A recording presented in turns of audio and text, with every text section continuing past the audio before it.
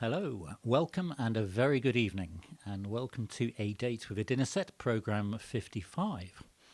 This being the 4th of July, there are no prizes really for guessing the theme of this evening's show. Good evening, Ian and Anne and Daisy and Jean and Danny and everyone else. It's really lovely to see you. I hope you've had a good week wherever you are. It's been a bit of an odd week, hasn't it? A bit of a mixture. And I'm not just talking about the weather. There's been quite a mix of things going on, hasn't there? For those of you who are sports fans, I'm reliably told that England are doing very well in the football. Go England. And I think the tennis is still going on, but I do believe that Nastasi is out. Is that true? I'm not sure about that one.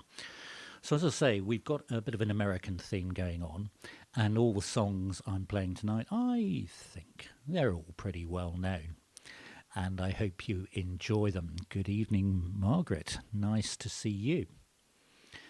Oh, is it raining now? I've had the curtain shut. Never know if it's going to rain or whether it's going to sun. We never know, do we? So everything American this evening, as I say, all things well known. And just going back to ball games, there is one oddball within our set tonight. So if you're eagle-eyed or eagle-eared, bat-eared, maybe you'll spot the odd one out. Indeed, Brother Mark. Thank you for flagging that up. So, as I say, you're very welcome whether you're listening live or on the catch-up at some point during the week. If you are live and if you are in the chat room, then do feel free to say hello or anything else, really, and I'll chat to you between our songs. Enjoy.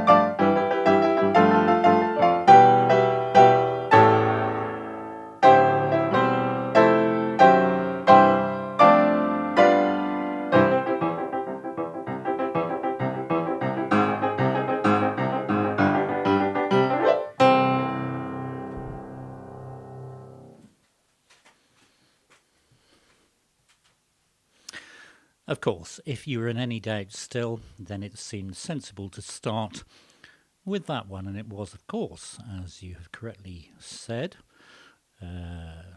Mark and Hannah and Jill, and I'm guessing Stavely as well since you sang it. It was, of course, America, or a version of it, from West Side Story, written in 1957 by Leonard Bernstein.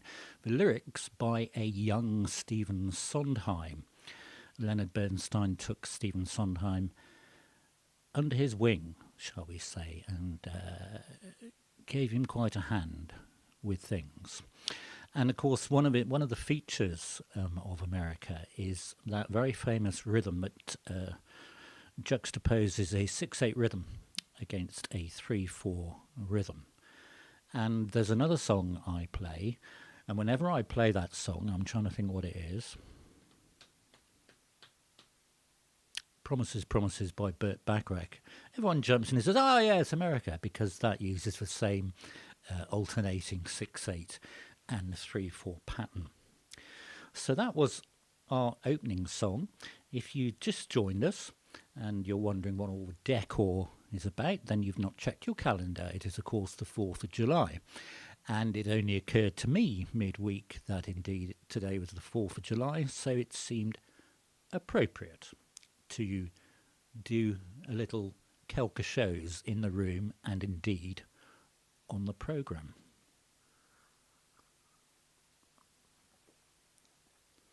So now a song from a very similar era, in fact written only 2 years later.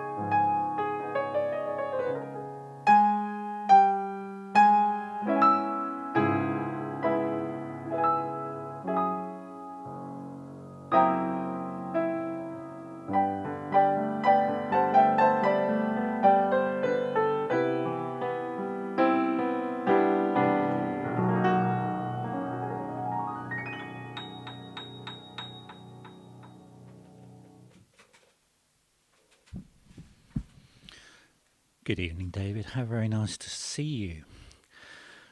Good evening, Marwan in Egypt. Nice to see you, my friend. I expect you are following the football. I know you're madly keen on football. It's really good to see you. And hello, Honna. Hello, Finland. It's nice to see you. Yes, I know you're doing all these early shifts, but it's really, really lovely to see you on the show again. Mark, please tell me, Brother Mark, that you are not wearing a cowboy hat. Please tell me that. Yes, of course. Written by George Cory and written in 1953. That was indeed I Left My Heart in San Francisco. And it really became the signature song, as Stavely said, for Tony Bennett. He would always sing that in his concerts. I did read recently that dear Tony Bennett, unfortunately, is suffering from Alzheimer's, which is very sad, because until not so long ago, during lockdown, he was putting out YouTube videos. He had a pianist in his house, and he was singing. He didn't look that well, but then he is 93, 4, whatever. So that's very sad news, but a wonderful, wonderful voice. Hello, Noel and Eric. Oh, until the 13th you move into your new abode. Missing you already, my friend. It's really lovely to see you.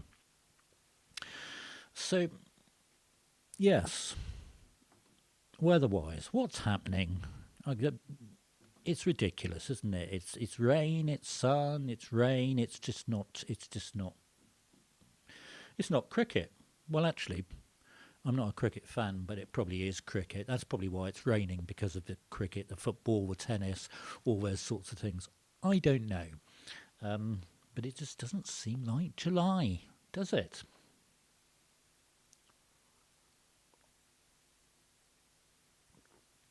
So if you are just joining us, we have an American theme going on for this program 55, it being the 4th of July. So all the songs are American based, and somewhere within tonight's set there is one which is just slightly different. And oh, Mark, don't start about cricket.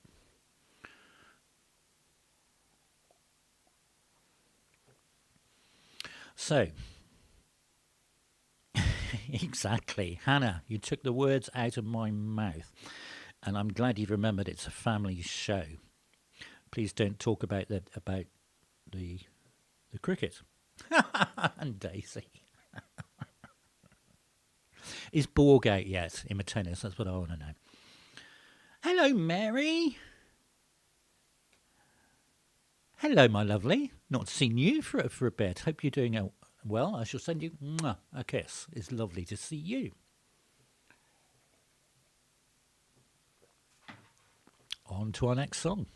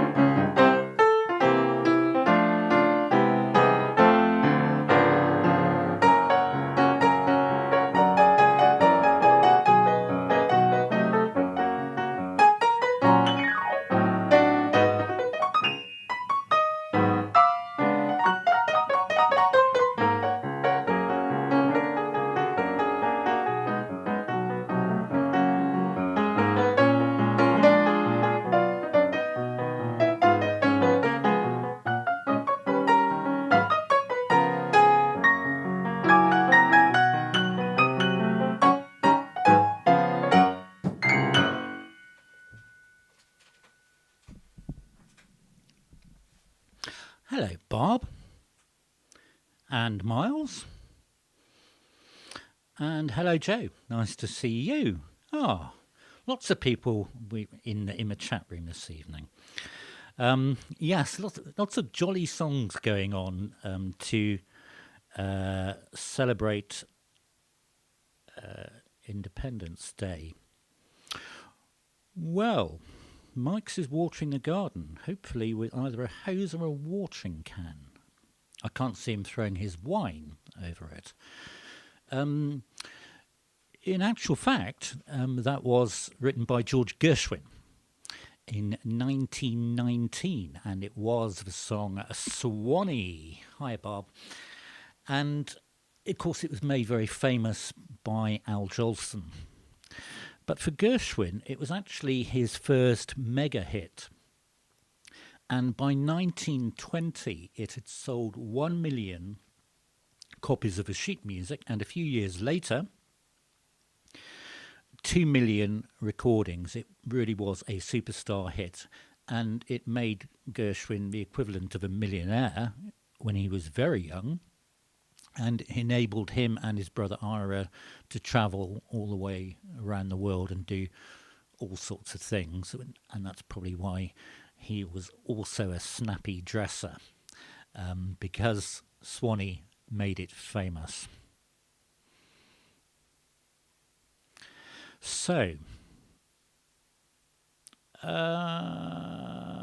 probably, Mark, they do all have that sort of similar sort of umpire feel to them.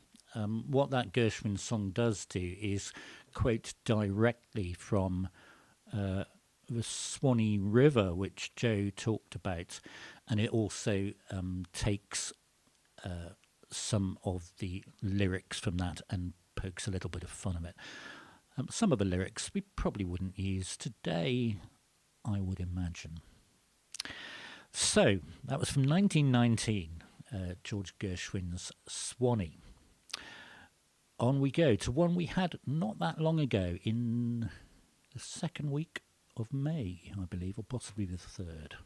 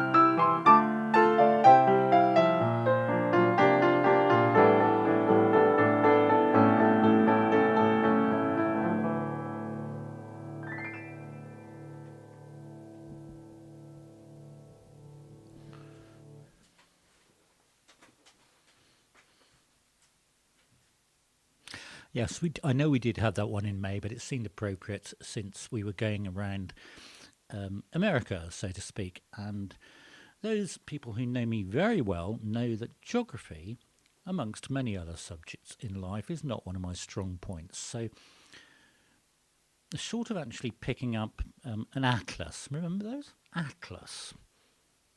And looking for sort of reminders, it was whatever came into my head. I didn't know it was one of your favourite bands, brother. That's clever, Miles. Oh, you're up at Walberswick in fair Suffolk. Multitasking. I like it. Yeah, so that was California Dreaming, which was written in 1965. And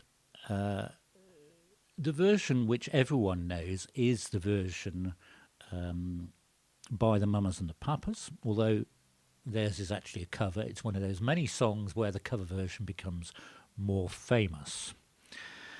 Thank you for that, Daisy. Helpful. California Dreaming, 1965, written by husband and wife John and Michelle Phillips of the Mamas and the Papas. So one of the other interesting things, well, I think it's interesting about that song, when it was recorded, and it was recorded very quickly in a few takes, the famous jazz flautist Bud Shank was in the building and asked if he could come into the recording session and actually improvise a flute solo. So in the middle of that song,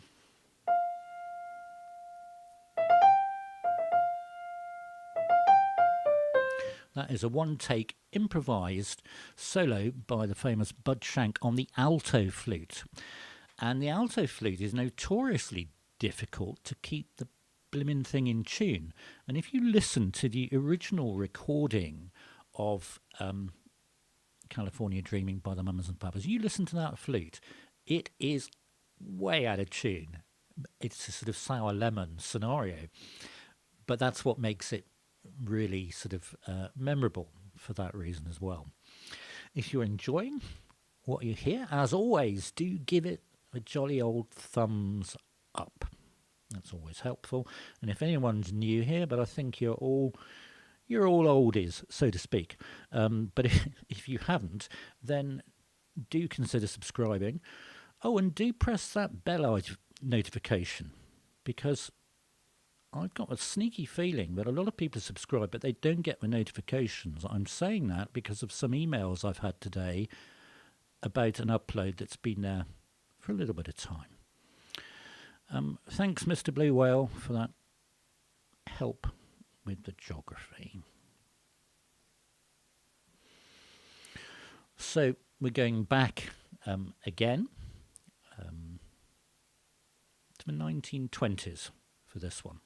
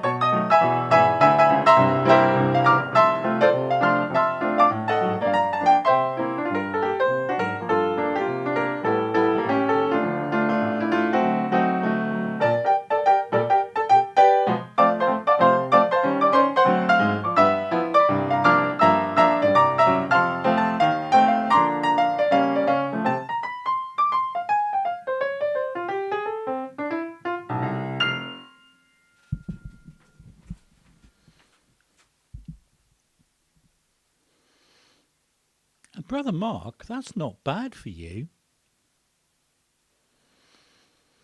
One day, you and my good friend David James must get together and compare old joke books, like Bob Monkhouse, something like that.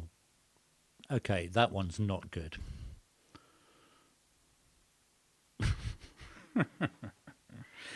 Yes, indeed. It was Chicago, written in 1922 by the amazing Fred Fisher, who wrote hundreds of songs in that era. And it's got that really lovely bounce to it. As with many songs, the lyrics have been altered a little bit over the years, either for geographical or for sort of topicality, sometimes for PC reasons. In 1957, Frank Sinatra first recorded it, and I think that's the version that we all know very well. So tonight's time, if you've not seen it, is a little sort of pseudo Manhattan scenario going on.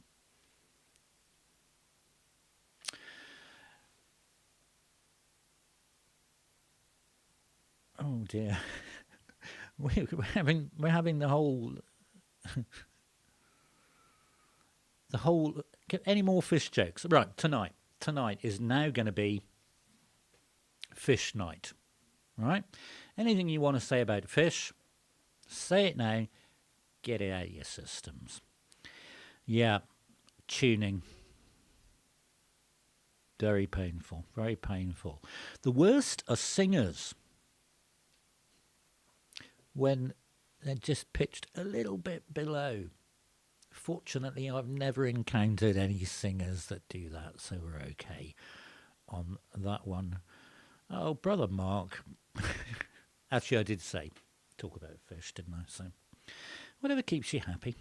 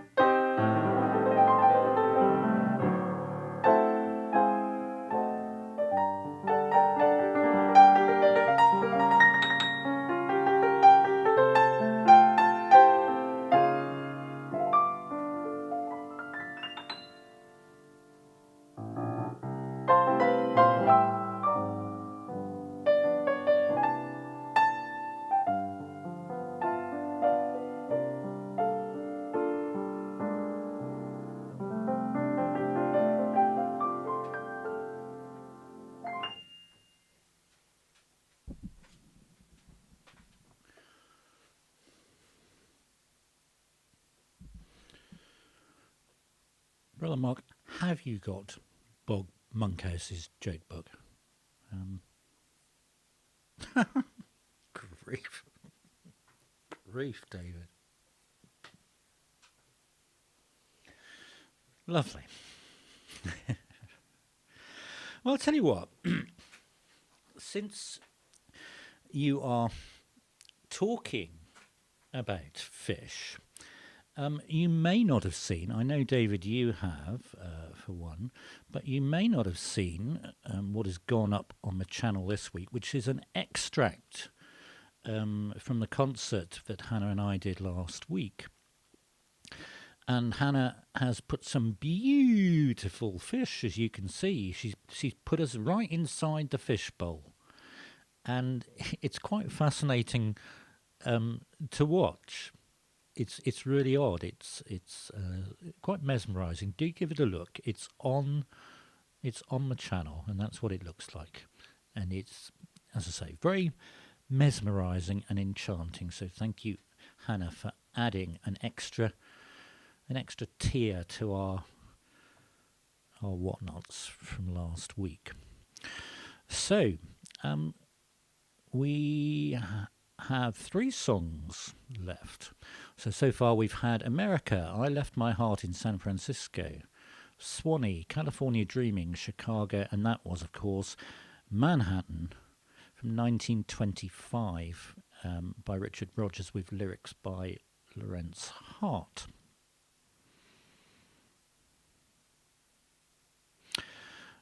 As I said to you at the start, there is one of these songs which, although about America, is the odd one out. So perhaps you might like to think about that. Or you might not. You might like to think about tennis or football or cricket or fish. Anything. Blue whales.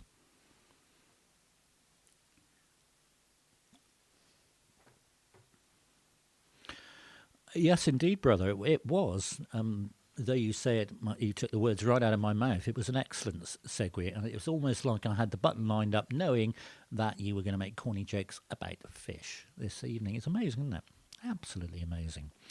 Okay, on we go.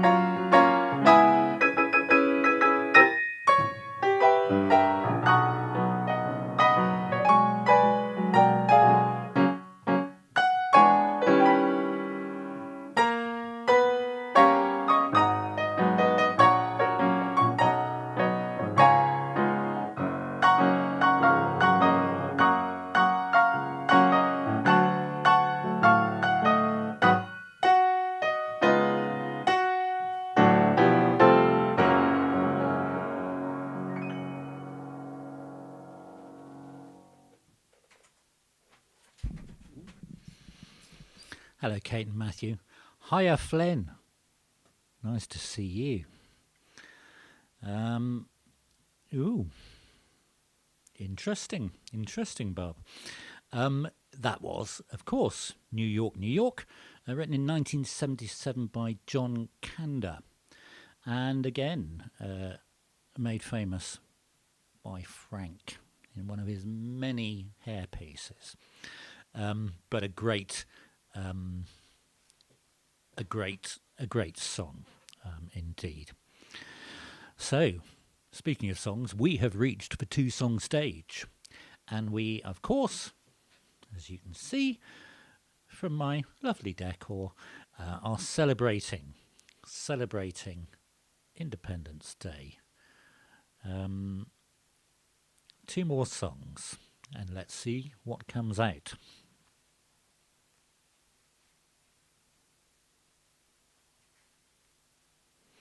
Before my time, brother. Oh, actually, no, I have heard of Ray Moore. I think I read about him on some microfiche in a library back in the day.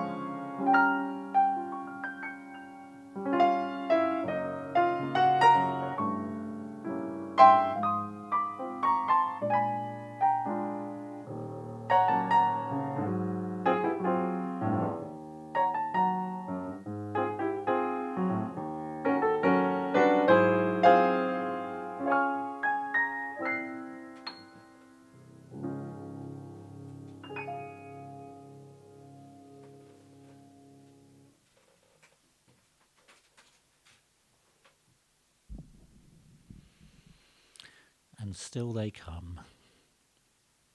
Those lovely jokes. Oh, Joe, that's a very interesting comment. Yeah, exactly the same rhythm as Cruella de Vil, and quite a similar melodic pattern, actually. Very similar. Well spotted, the Chin family. But as... Oh, hi, Ollie and Maggie and Jerry. You nearly, speaking of after you've gone, which that wasn't, you've nearly gone off my screen, but it's nice to see you. As Miles said, do you know what it means to miss New Orleans? Yes, indeed, that's what it was. And it was written in 1947 by Louis Alter. And the person that made it famous was another Louis, Louis Armstrong. So there we go. Yes. So we've got one more song to go, and then we will reveal something.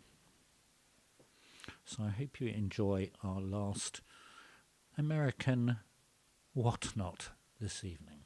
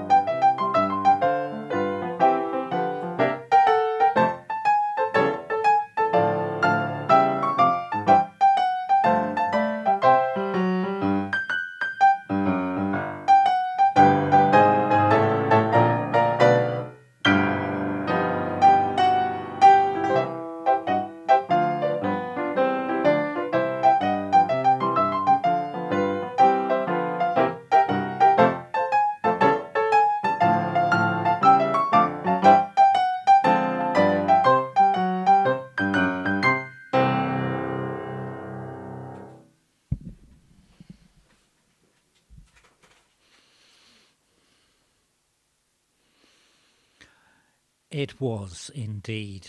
Thank you, Kate. It was indeed the Washington Post. There is a similarity in all of John Phillips Sousa's marches. That one was written in 1889. Probably not harmonised quite like that. But I think that's possibly the oldest thing that I've played on the show ever. It's even older than my elder brother, 1889, the Washington Post. And that brings us to the end. I know, another hour gone so quickly. The end of our celebration of Independence Day, July the 4th, and some really, hopefully, jolly, uplifting songs. Oh, so we've had America, I Left My Heart in San Francisco, Swannee, California Dreaming, Chicago, Manhattan, New York, New York. Do you know what it means to miss New Orleans and the Washington Post? And as several of people spotted out, the odd one about that was Swannee, which was, of course, not a place or a state, but a river. Hello, Sue. Oh, lovely to see you. Anyway, as I say, that brings us to the end of our programme. I hope you're all feeling positive about what's likely to happen on the 19th of July, whatever that means, and however we interpret that and think about our future from that point on. Do have a very good week, whatever you do. Look after yourselves, stay well. If you're following the sport, good luck to anyone doing this sport. Take care of yourselves. See you soon. Thanks for listening. Good night.